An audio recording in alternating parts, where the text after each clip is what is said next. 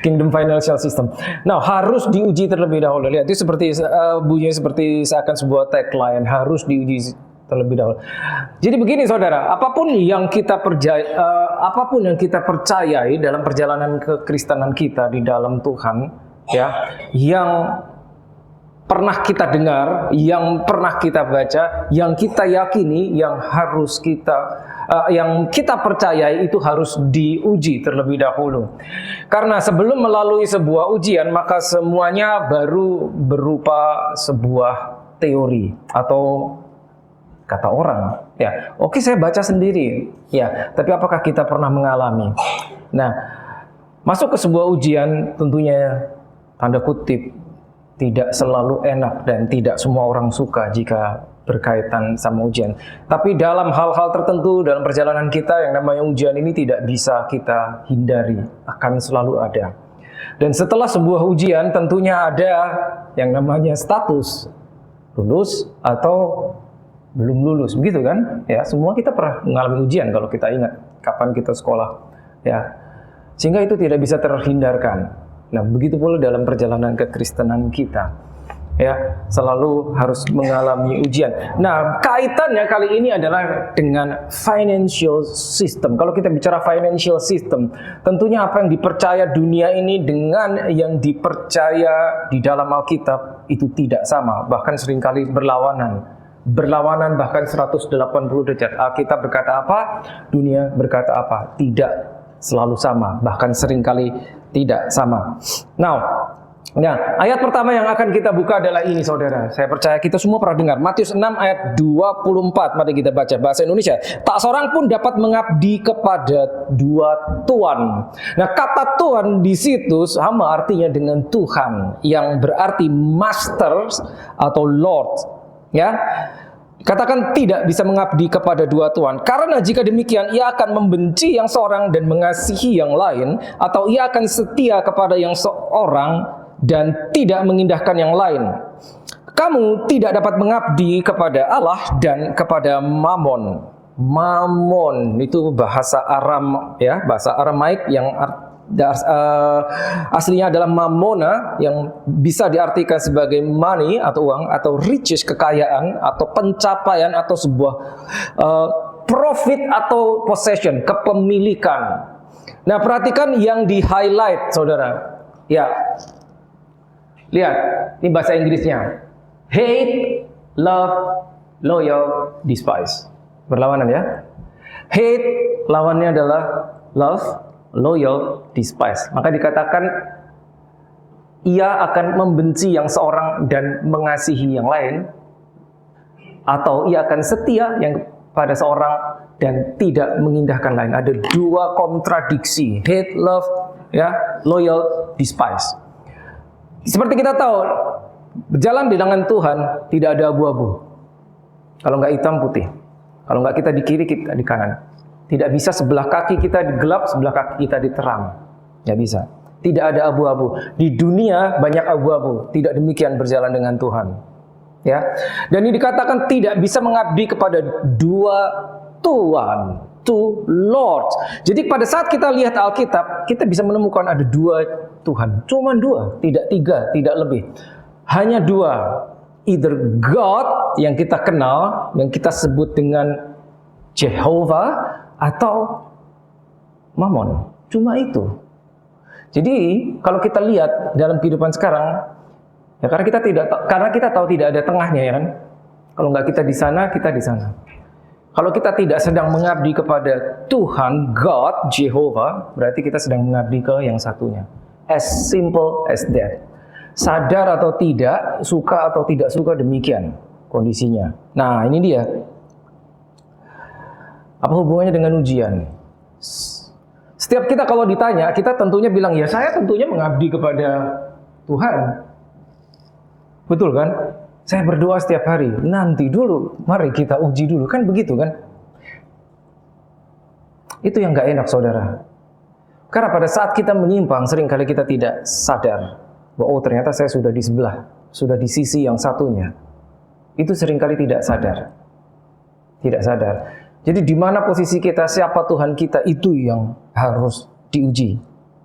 Ya, Ujian itu untuk menentukan siapa Tuhan kita. Jadi jangan lupa, Tuan atau Lord itu berarti owner. Ya, kalau saudara yang real estate agent, saudara tahu ada istilah landlord, berarti yang punya land, betul kan? Landlord, yang punya tanah.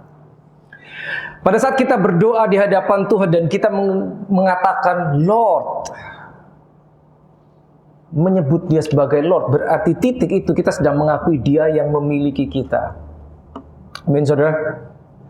Walaupun pada prakteknya seringkali kita tidak memposisikan diri kita bahwa dia yang Tuhan. Nah, ini problemnya. Nah, jadi begini, saudara. Saudara pernah dengar istilah yang sering di dunia ini sering ada istilah financial freedom, betul kan? Sering sekali, apalagi saudara yang sering mengikuti seminar-seminar tentang pengembangan diri dan seterusnya. Financial freedom itu sering disebut. Tapi arti financial freedom buat dunia dan arti financial freedom menurut Alkitab itu sebetulnya tidak sama. Secara umum orang mengartikan kalau ada kata financial freedom adalah tidak terbatas sehingga bisa melakukan apa saja karena uangnya ada, begitu kan? Freedom, mungkin tidak harus kerja dan seterusnya. Freedom, bebas. Tapi kalau dari kacamata kekristenan, yang namanya financial freedom itu tidak terikat dengan uang. Nah, bedanya ya, tidak terikat dengan uang. Itu financial freedom. Bukan karena banyak uangnya maka dibilang freedom, financial freedom, tapi beda. Tidak terikat dengan yang satu ini. Karena kalau kita bicara tentang uang, itu hanya bisa dua. Kalau enggak dia menjadi tuan, dia menjadi hamba. Udah, cuman itu. Pada saat kita memposisikan uang sebagai hamba, maka kita bisa nyuruh. Karena hamba itu buat disuruh. Nangkap ya, slave. Untuk disuruh. Kita bisa berkata kepada uang kita, you go there, you go there. Engkau pergi ke sana, berkati itu. Engkau pergi ke situ, berkati orang itu. Engkau pergi ke sana. Dengan mudah kita bisa begini, menabur. Tapi pada saat kita memposisikan dia bukan sebagai slave, bukan sebagai hamba, tapi sebagai tuan/Tuhan, maka kita akan mengejarnya, mencarinya, memujanya, memeganginya. Di mana posisi kita, bagaimana pandangan kita? Cuma dua, either slave or master, dan akan selalu jadi tools. Tools itu cuma alat. Nah, mengapa ya secara umum orang mengejar yang namanya uang? Sebetulnya yang menarik bukan uangnya, tidak, bukan. Tapi apa yang bisa dilakukan dengan uangnya, itu yang menarik. Kenapa itu dikejar orang? Bukan not the money itself, no. Tapi apa yang bisa dilakukan dengan uang? Gini saudara, bayangkan begini. Pada saat seseorang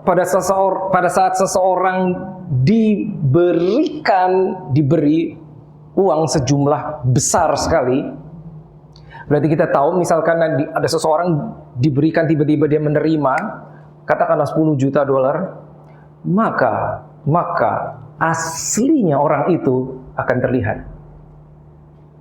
Aslinya, nangkep nggak maksudnya? Maksudnya begini saudara, pada saat semua restriction, semua penghalang diangkat, maka the real person, aslinya karakter orang itu akan muncul ke permukaan. Karena dia berpikir dia bisa melakukan apa saja. Nah itu aslinya orang itu seperti itu. Pada saat banyak batasan, karena keterbatasan finansial, karena keterbatasan ini itu, aslinya nggak kelihatan. Tapi begitu restriction, semua penghalang diangkat, maka aslinya orang itu seperti apa? Nah itu dia. Gitu loh. Gitu. Makanya saudara pernah menjumpai atau mungkin pernah menjumpai orang yang berpola pikir, karena saya memiliki, saya bisa bayar apapun juga, saya bisa beli apa saja. Pernah ketemu yang model begitu? Ya, tahu dong yang saya maksud ya? Ada, itu ada kita. Ya, jadi ayat ini mengajarkan kita satu hal, cuma dua macam.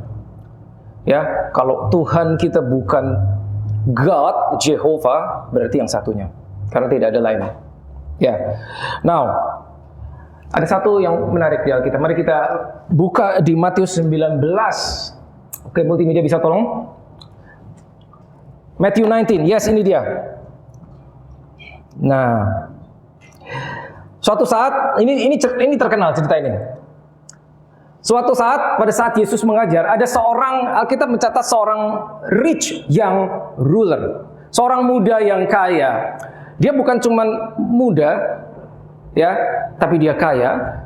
Tapi dia bukan cuma muda dan kaya, tapi dia memiliki kedudukan. Makanya dibilang rich young ruler. Seorang muda yang kaya memiliki kedudukan datang kepada Yesus dan bertanya suatu pertanyaan yang menarik. Dia bertanya demikian, "Guru, bagaimana caranya? Apa yang harus kulakukan untuk memperoleh hidup yang kekal?" Saudara ingat ya cerita itu ya?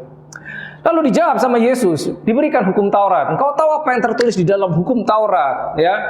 Ya, kasihlah orang tuamu dan seterusnya, jangan membunuh, jangan mencuri, dikasih hukum Taurat. Lalu dia dengan menjawab kepada Yesus, "Semua itu sudah kulakukan sejak masa mudaku. Kurang apa lagi? Apalagi yang kurang?" Mari kita lihat. Ini dia. Matius 19 ayat 21 ayat 22. Ini cerita ini bisa saudara temukan di Matius, Markus dan Lukas. Menarik, dari 3 Injil yang berbeda.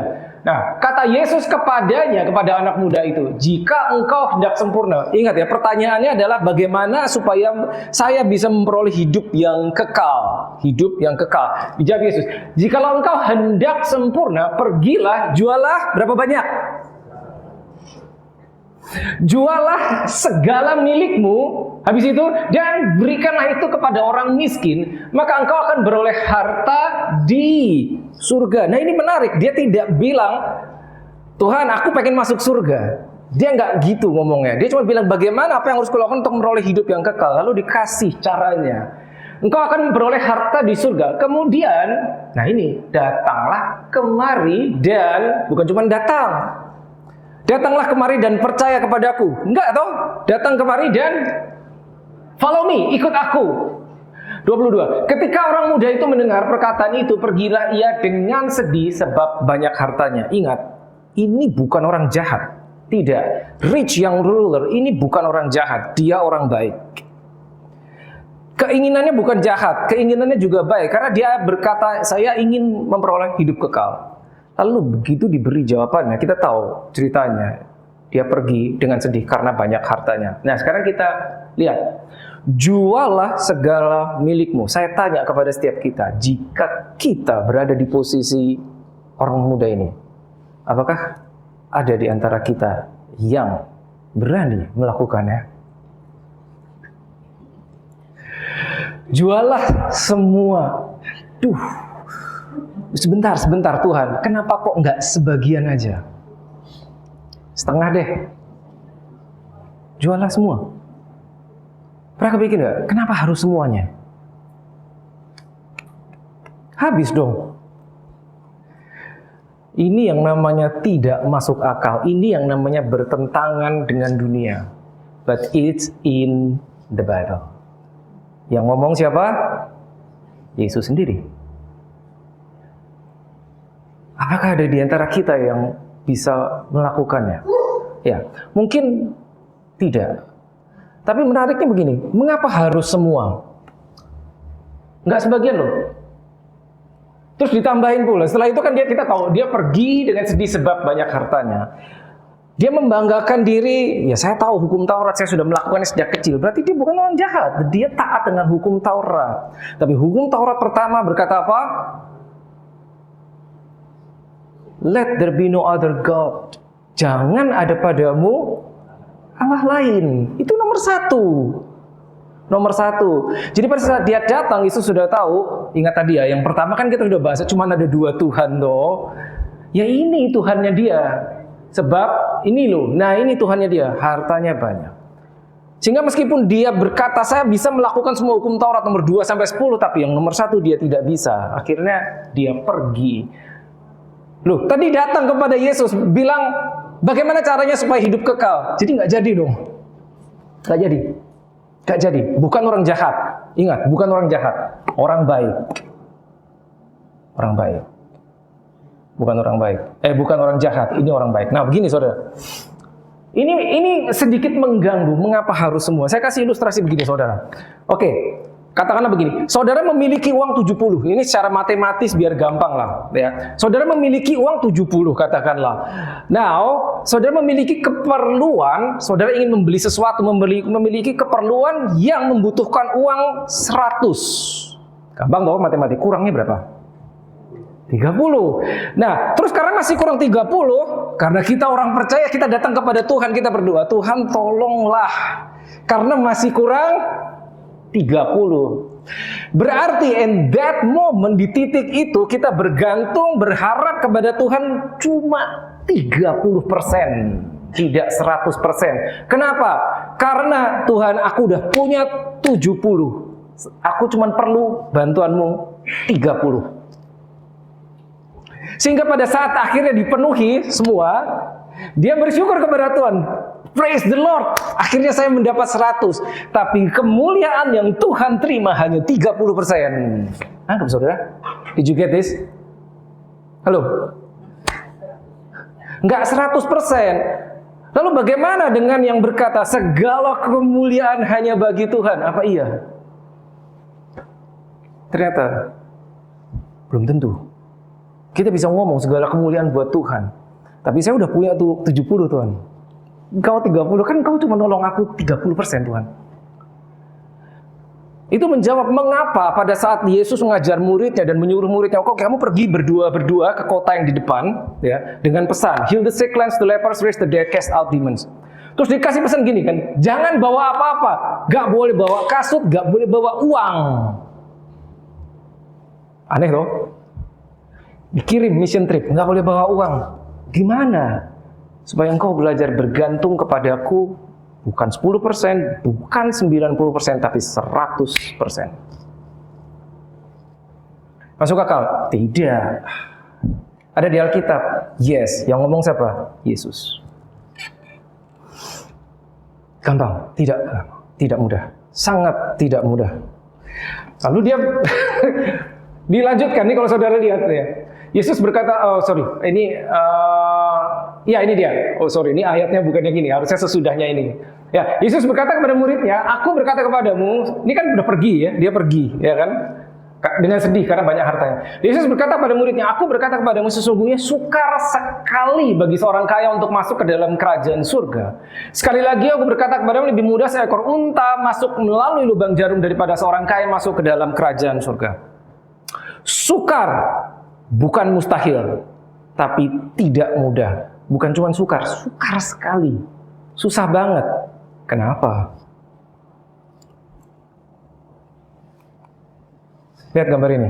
Lebih mudah seekor unta masuk ke lubang jarum. Nah ternyata, ya, dulu kalau zaman dulu kota itu berkubu, ada temboknya. Kalau saudara pernah ke Israel, Yerusalem itu ada temboknya, dikelilingi tembok. Ya, kalau yang pernah ke sana tahu.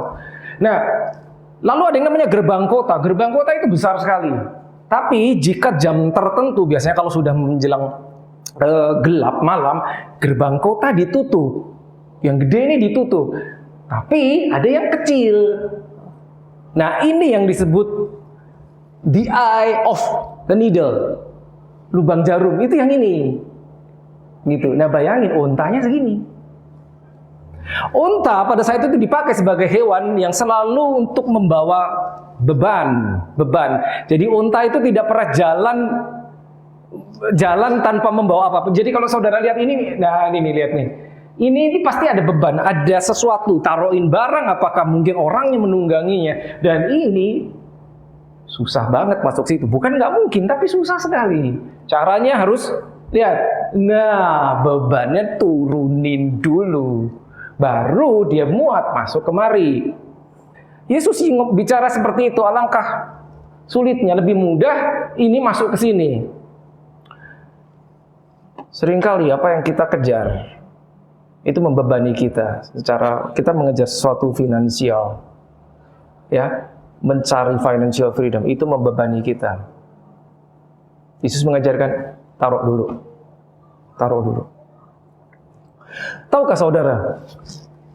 Saudara boleh cari di Alkitab. Dari halaman pertama sampai terakhir, tidak pernah ada dibilang carilah uang. Tidak ada. Tapi berapa banyak kita mendengar orang Kristen berkata demikian. Jangan khawatir, uang bisa dicari. Betul? Come on. Umum toh statement itu. Uang bisa dicari. Wait a minute, yang bilang siapa? It's not in the Bible. Tidak ada. Tidak ada. Kalau saudara ikut kemarin doa hari Selasa, that was amazing. Ya, Tuhan singkapkan sesuatu tentang ini. Nanti kita akan lihat Matius 6 ayat 33. Jadi tidak pernah disuruh cari itu, yang satu itu gak pernah disuruh. Surprisingly, tidak pernah disuruh. Oke, kita lanjut dulu. Ya, karena waktunya cepat. Oke, Lukas 6 ayat 38. Sekali lagi, tadi kita sudah tahu bahwa sistem Kingdom financial system itu adalah sistem finansial yang berlaku di kerajaan surga, itu tidak sama di dalam dunia. Tidak sama. Di dalam dunia yang berlaku demikian. Kalau engkau ingin kaya, begini, ambil sebanyak mungkin, betul kan? Kumpulkan sebanyak mungkin dari kiri, kanan, depan, belakang, and then keep it with you. Keep it with you. Pegangin, jangan sampai lepas. Dunia mengajarkan begitu. Tapi Alkitab mengajarkan apa? Look, Lukas 6 ayat 38. Give and it will be given to you. Give and it will be given to you. Good measure pressed down, shaken together, and running over will be put into your bosom. For with the same measure that you use, it will be measured back to you. Nah, yang terakhir ini amazing. Ukuran yang engkau pakai untuk mengukur akan diukurkan kepadamu. Ini hukum Tuhan. Ya, berilah dan kamu akan diberi. Jadi kalau sistem kingdom financial itu begini, bukan begini sayangnya. Ini kalau diolah pakai ini, gak ketemu saudara. Bagaimana begini bisa bertambah? Bukankah kalau kita mau bertambah, kita harus mengumpulkan begini? Tapi Alkitab berkata begini. Berlawanan toh? Berilah maka akan diberi. Suatu takaran yang baik. Nah, perhatikan ini tidak mudah. Ya, yang dipadatkan. Bayangkan kalau saudara punya ember, dimasukin sesuatu, ya, itu takaran kan, satu ember, ya. Lalu dipadatkan dulu. Habis itu apa? Habis dipadatkan, digoncang, dan yang tumpah keluar akan dicurahkan ke dalam ribaanmu. Maksudnya apa? Yang keluar, yang tumpah di luar, itu bagianmu. The problem is, tidak akan tumpah sebelum itu menjadi penuh. Are you with me? Dipadatkan, habis itu digoncang. Lalu kan, karena digoncang, maka ada yang tumpah toh. Yang tumpah keluar, itu akan dicurahkan kepadamu. Itu bagianmu. Ini sistem. Sebab ukuran yang kamu pakai mengukur akan diukurkan kepadamu. Bagaimana kita memandang sesuatu, itu ukuran. Mindset kita itu akan dipakai untuk menilai kita, dipakaikan kepada kita. Ini bisa satu session sendiri, satu kalimat ini. Ukuran yang kau pakai mengukur akan diukurkan kepadamu. This is amazing system. Amazing system. Ya, give and it will be given back to you. Ingat ya, itu tidak dibilang suruh cari. Ya. Now, ini menarik. Amsal 11, 24, 25. Ada yang menyebar harta tetapi bertambah kaya, ada yang menghemat secara luar biasa namun selalu berkekurangan. Siapa banyak memberi berkat, diberi kelimpahan. Siapa memberi minum, ia sendiri akan diberi minum. Ini rada mengganggu, to be honest, begini, ini rada mengganggu ini. Ada yang menyebar harta tetapi bertambah kaya, gimana caranya? Gimana caranya ada yang menyebar harta tapi bertambah kaya? Ya tentunya saudara tangkap ini dengan hikmat, ya, by faith. Bukan nanti begitu keluar dari sini saudara sebar-sebar ya. No. Receive it by faith and with your wisdom. Seperti ini. But this is the system of the kingdom. Kalau kita lihat bagaimana Yesus pelayanan, dia memberi terus toh. Bahkan dia nggak ngelihat orang yang diberi itu layak terima apa enggak. Tidak. Datang perlu apa? Perlu kesembuhan, kasih. Orang lumpuh datang, perlu apa? Perlu berdiri, berdirilah, bangkit dan berjalan.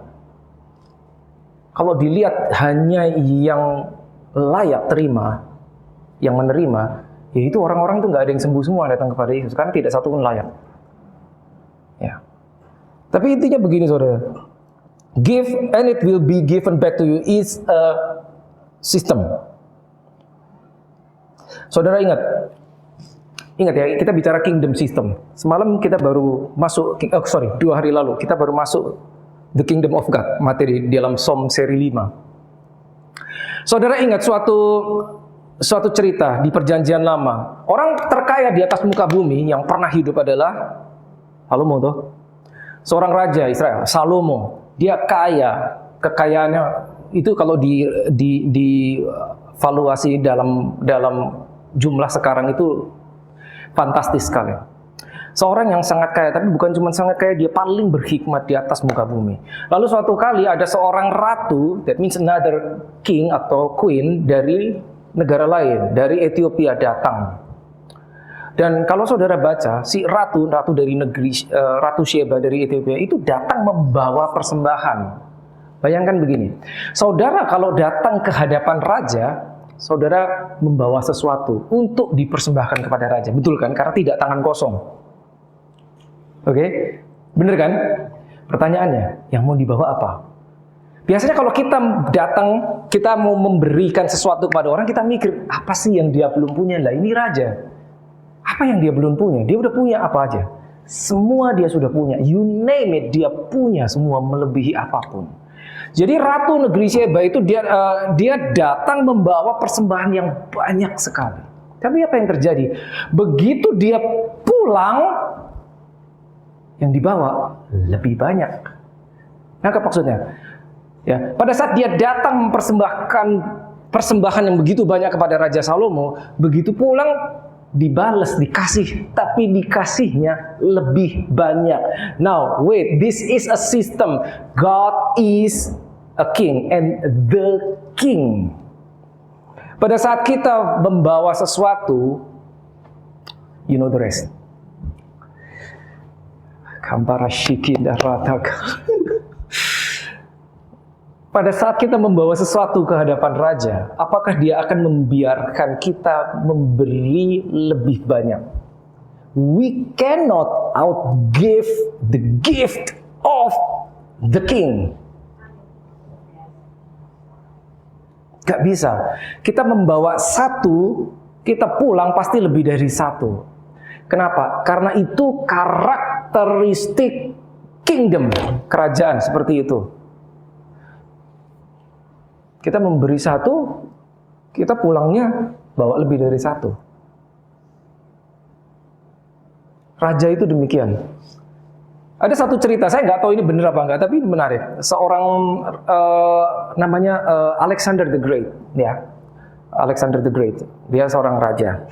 Suatu saat dia lagi berjalan dengan, tentunya kalau raja nggak pernah sendiri ya, dia berjalan dengan pasukannya, dengan para pembesar negaranya. Tiba-tiba dia berjalan ini di negerinya sendiri dan dia melihat seorang miskin meminta ya, namanya miskin ya, minta sesuatu ya, tentunya dicari uang.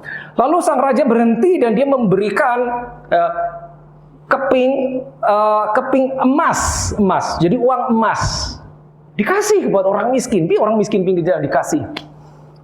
Udah, terus dia pergi.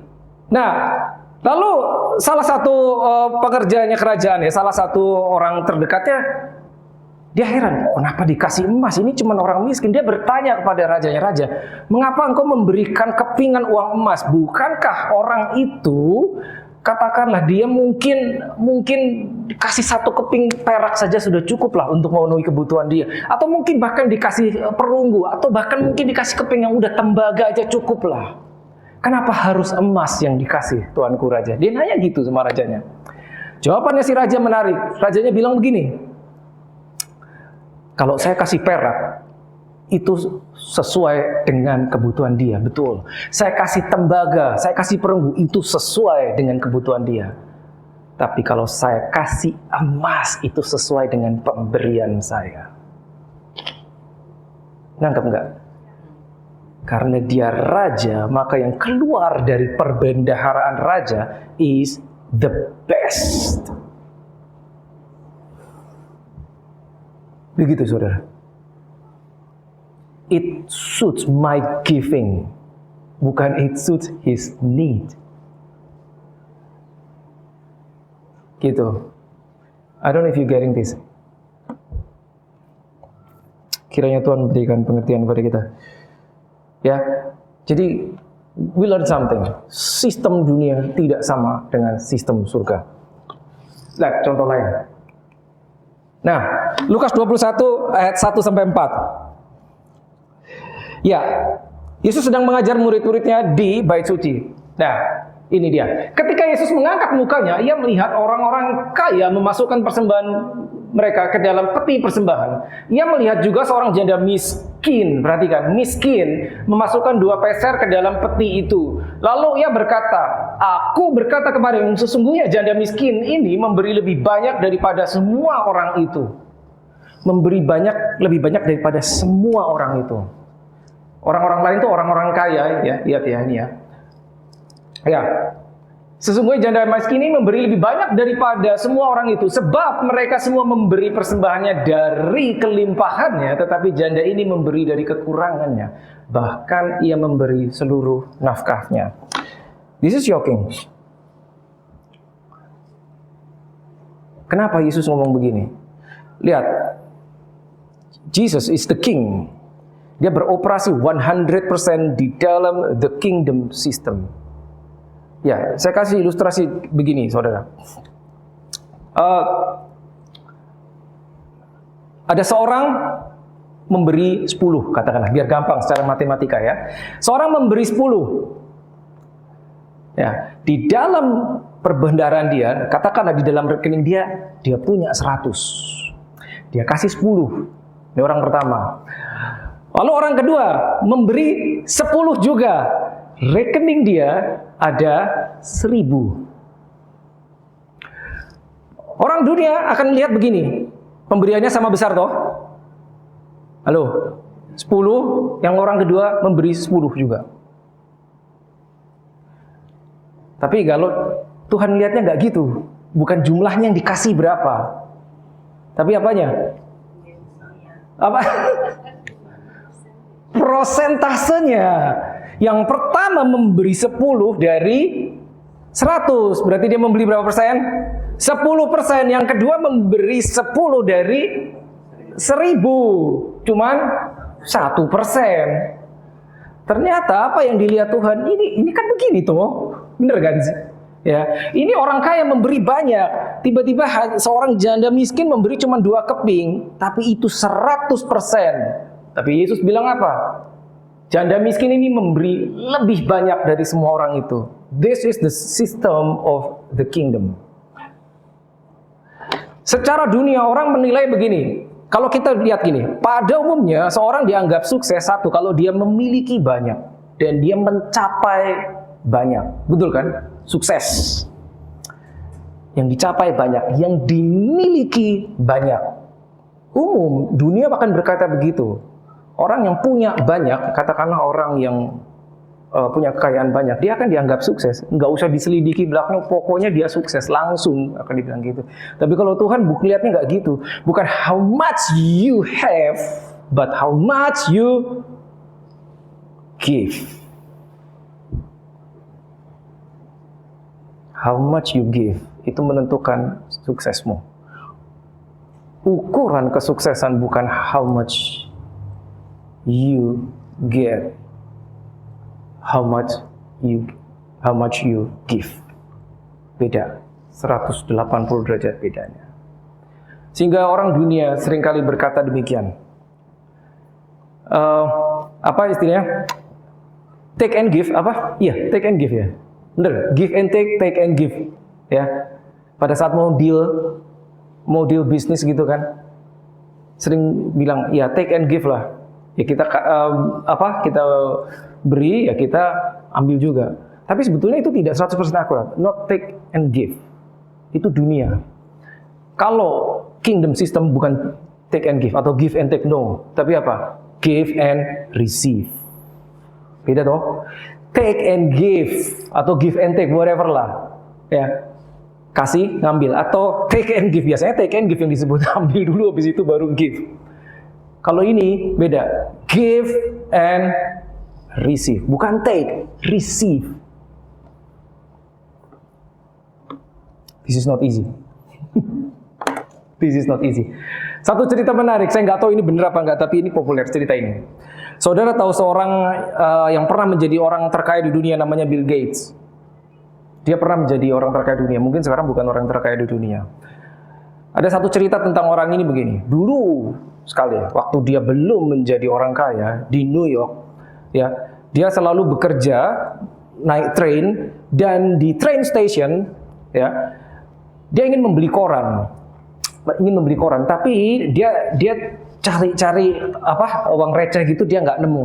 Lalu si penjual koran ini anak muda, masih muda, dia lihat, oh ini ada orang mau berdiri dekat kios korannya dia, mau beli koran, udah dipegang, tapi cari uang kecil nggak ada, nggak jadi ditaruh lagi.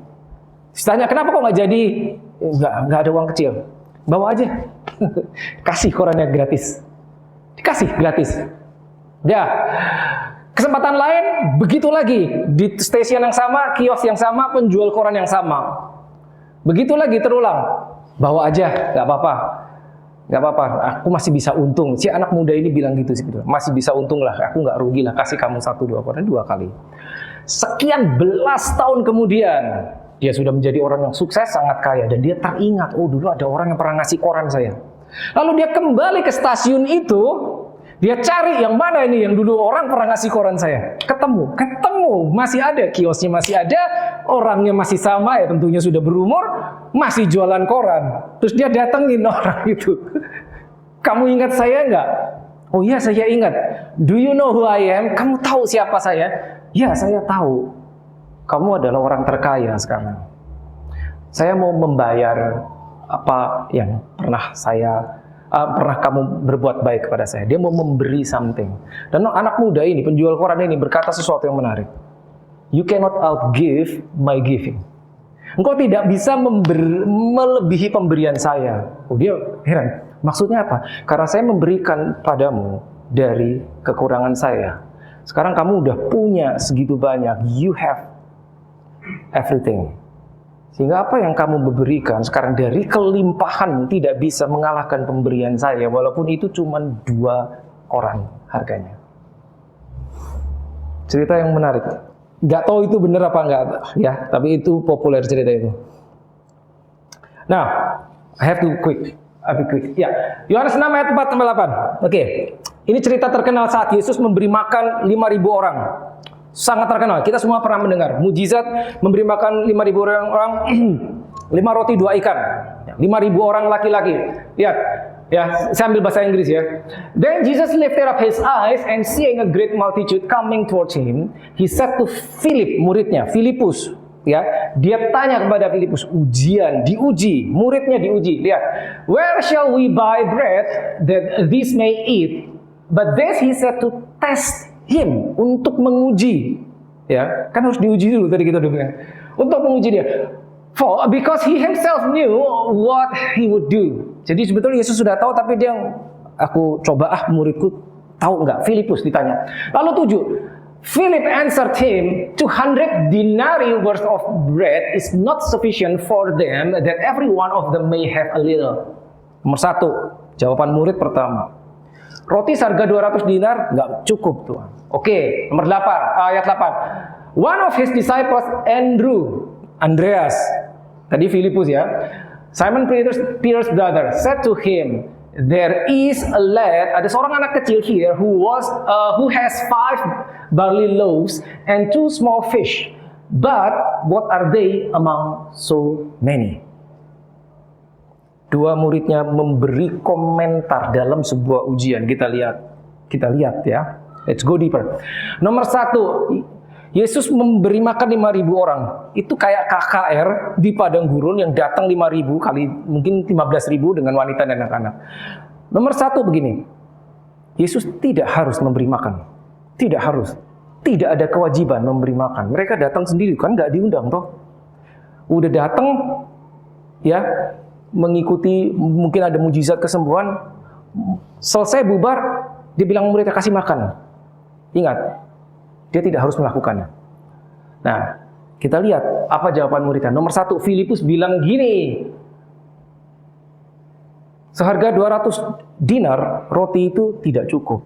Lalu Andreas bilang gini, sebetulnya ada sih 5 roti 2 ikan, tapi apalah artinya jika itu dibagikan kepada sekian ribu orang. Nomor 1, Filipus melihat begini. Filipus, ya, dia melihat gini, nggak cukup, Tuhan. Yang kita uangnya tidak cukup, supply-nya tidak cukup. Itu Filipus melihatnya gitu. Andreas lihatnya beda. Tuhan, problemnya kegedean. Mirip, nggak sama. Satu bilang perbendaharaan, ya, supply-nya tidak cukup. Satu bilang problemnya terlalu besar. Jadi itu yang dilihat. Nggak cukup. Satu, masalahnya terlalu besar. Jadi dua-dua muridnya ini berpikir seperti itu. Matius 14 ayat 16. Ini dari Yohanes, ini dari Matius. Cerita yang sama. Nah, ini cerita ini menarik karena saudara bisa menemukan di 4 Injil. Matius, Markus, Lukas, Yohanes. Nah, but Jesus said to them, they do not need to go away. You give them something to eat. 17. And they said to him, we have here only 5 loaves and 2 fish. Ya kan? But this is the amazing thing. Jesus said, apa? Bring them to me. That is the key. Seberapapun apa yang kita punya, kelihatannya nggak cukup, kelihatannya masalahnya terlalu besar, problemnya terlalu besar. Jawabannya, bring them to Jesus. Bring them to Jesus. Maka itu yang nggak cukup jadi cukup. That's the key. Bring them to Jesus. Real quick. Ada 4 jenis pemberian. Minimal 4. Mungkin saudara bisa jumpai lain. Nomor 1 yang namanya first fruit atau buah sulung bahasa Indonesianya. Honor the Lord with your possessions and with the first fruit of your increase. Increase, pertambahan. Ilustrasi begini. Kalau kita penghasilan kita 100, tiba-tiba kita naik menjadi 110, berarti increase-nya adalah 10. Betul kan? Biar gampang. Kita punya 100, tiba-tiba kita mendapat kenaikan 110, berarti increase-nya 10. Nah, itulah first fruit. Diajarkan di Alkitab, kasih kepada Tuhan yang 10 increase-nya. Nomor 2, biar cepat, tithing. Kita semua sudah tahu 10% dari penghasilan kita. Bring all the tithes into the storehouse that there may be food in my house. Ya, saya nggak harus mendalam di sini. Tapi kita semua sudah tahu dari kecil ya, tithing 10%. Ya, ada yang suka, ada yang enggak, ada yang mau enggak, it's up to you. It's in the Bible. Berikutnya. 3, alms. Alms ini bahasa Indonesianya adalah sedekah. Alms adalah pemberian, giving that yang diberikan kepada mereka yang membutuhkan atau kurang mampu, in need atau orang miskin. Ya, Tuhan selalu mengajarkan kita memberikan orang yang tidak mampu. Ini nggak sama yang pertama, nomor 2, nomor 3. Orang tidak mampu kita berikan. Lalu yang keempat ini, this is the most powerful, seed atau benih. Benih adalah yang harus ditabur di tanah subur, fruitful land. Saudara ingat perumpamaan penabur? Ya, ada 4 jenis tanah. Ya, ada 4 jenis tanah. Benih ditabur di 4 jenis tanah. Pinggir jalan, tanah yang berbatu, lalu di antara semak dan di tanah yang baik. 4 jenis tanah. Dari 4 itu yang cuma 1 yang tumbuh, yang menghasilkan buah. Berarti apapun yang kita tabur itu berpotensi menghasilkan buah, tapi juga bisa berpotensi hilang. Kenapa? Jika kita menabur di tempat yang tidak subur. So what is this? Benihnya selalu punya potensi, tapi tanahnya yang membedakan. Kalau pada saat kita menabur benih itu kita tidak menabur ke atas, contohnya kita ke bawah, tapi ke atas. Tuhan mengajarkan begini, menabur itu kalau saudara mungkin melihat seorang evangelis atau seseorang you name it, prophet atau siapa dari negara lain, kelas internasional, dan saudara sangat diberkati oleh ministry dia, it's good to sow seed, menabur ke ministrinya dia. Wait, otak kita akan berpikir dia udah kaya. Jangan salah, pada saat engkau menabur, yang kau berikan bukan ini, tapi ini. Jadi bukan masalah dia sudah kebanyakan uangnya atau dia sudah kaya, kita tambahi. Bukan itu, bukan yang ini menabur ke atas. Pada saat engkau tahu di ministry itu fruitful tanahnya, maksudnya benar-benar memberitakan pekerjaan Tuhan, memberitakan Injil, banyak orang diberkati, banyak jiwa dimenangkan. Tabur di situ. Kenapa? 30, 60, 100 volts. Returnnya itu besar. Return 30, 60, 100 volts ini hanya untuk nomor 4.